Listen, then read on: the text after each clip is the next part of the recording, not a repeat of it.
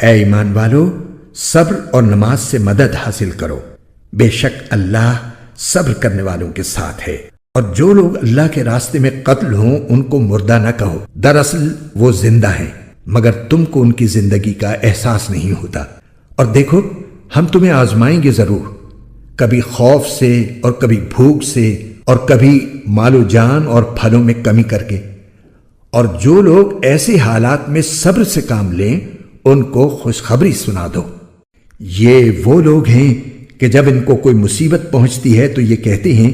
کہ ہم سب اللہ ہی کے ہیں اور ہم کو اللہ ہی کی طرف لوٹ کر جانا ہے۔ یہ وہ لوگ ہیں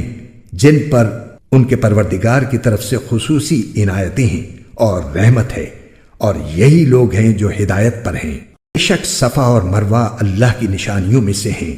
لہذا جو شخص بھی بیت اللہ کا حج کرے یا عمرہ کرے تو اس کے لیے اس بات میں کوئی گناہ نہیں ہے کہ وہ ان کے درمیان چکر لگائے،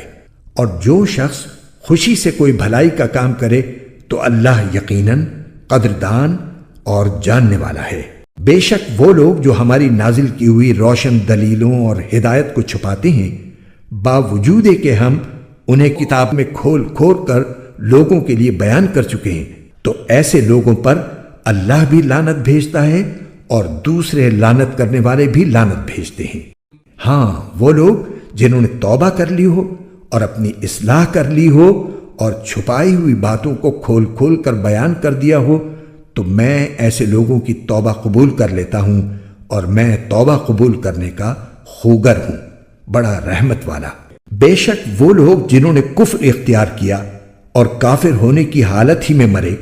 ان پر اللہ کی اور فرشتوں کی اور سارے انسانوں کی لعنت ہے، وہ ہمیشہ اسی پھٹکار میں رہیں گے، نہ ان پر سے عذاب کو ہلکا کیا جائے گا اور نہ ان کو مہلت دی جائے گی۔